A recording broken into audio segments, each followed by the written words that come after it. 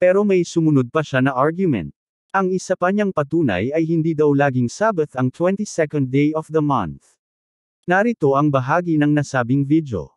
Panuurin at pakinggan po muna natin. Ang halimbawa niya dito ay batay sa Numbers chapter 10, verses 11 to 12. Kung saan ay naglakbay ang mga Israelites mula sa 20th day of the second month. At ayon daw sa verse 33 ay inabot ang paglalakbay ng 3 days journey. Kaya sa paniwala niya ay hindi Sabbath ang 22nd day of the month, sa pagkakataon na ito dahil 20th day of the month ang reference point ng 3 days travel at ang 3rd day ay babagsak sa 22nd day of the month. Imposible daw na Sabbath ang 22nd day dito dahil marami daw gagawin sa camp pagdating nila doon. Kaya tingnan po natin. Ang isinalin na 3 days journey ay ang tatlong Hebrew words na, Derek Seloset Yamim. Ang, Derek Seloset Yamim, o 3 days journey ay isang idiomatic expression na common sa Ancient Near East, na ang ibig sabihin ay long distances o kung minsan ay boundaries o separation. Ibig sabihin ay hindi ito literal na 3 days journey.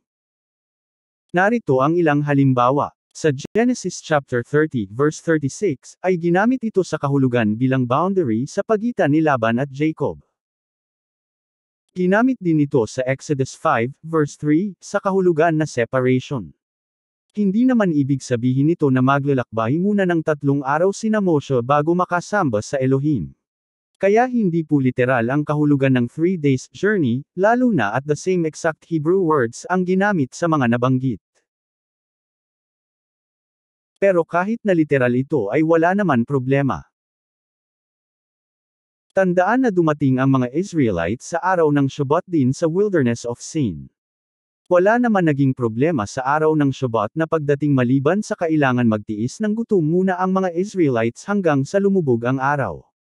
Sa gaya nila ng nabanggit na channel na naniniwala sa Saturday Sabbath at sa continuous weekly cycle, ay hindi nila ito maitatanggi, dahil malinaw sa Exodus chapter 16 na Shabbat ang 22nd day of the month dahil walang mana na dumating sa araw na yon. Dito nakabatay ang kanilang weekly cycle kaya kung aatres ka ng 7 days ay babagsak sa 15th day of the month ang nakaraang Shabbat. Malinaw na siya lang naman ang may problema sa pagdating sa araw ng Shabbat mula sa paglalakbay. Kaya wrong na naman ang proof text niya.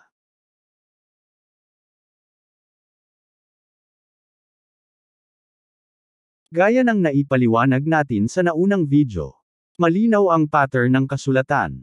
Ang scriptural month ay nag-uumpisa sa new moon at nagtatapos sa new moon ayon sa propeta Isaiah. At ang Shabbat ay nakabatay ang pagbibilang mula sa new moon. Ayon sa propeta Ezekiel ang scriptural month ay nahahati sa worship days at working days. Opened ang eastern gate ng inner court ng Jerusalem Temple kapag worship days pero closed ito kapag working days. Ang worship days ay ang new moon days at 7th day Sabbaths. Bawal kapag Shabbat ang mga abuda na uri ng works. Bawal ang melaka na uri ng works. Bawal ang maasa na uri ng works. Kaya malinaw na sa scriptural month ay natatapat lagi ang 7th day Shabbat sa 8th, 15th, 22nd, at 29th days of the month. Sa video na ito ay napatunayan natin na ang mga araw na nabanggit pa rin ang tanging mga araw na makikita sa Biblia na natatapat ang Yom Shibi HaShabbat.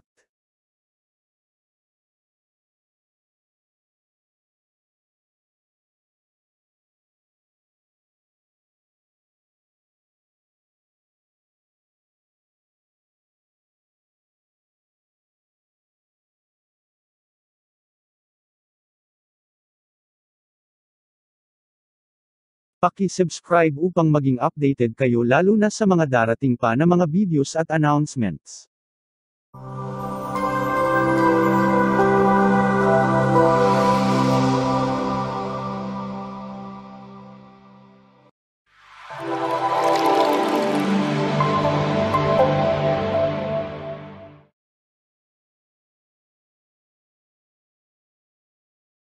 Kung inyo pong mamarapatin, ay bukod po sa pag-subscribe, ay paki-like po ang aming video kung inyong nagustuhan, at pakisuyo na rin po na e-share at huwag kalimutan na pindutin ang notification bell. Kung kayo po ay may katanungan po na, at anumang concern ay paki-comment po sa ibaba. Maraming salamat po. Mabuhay po kayo mga kababayan.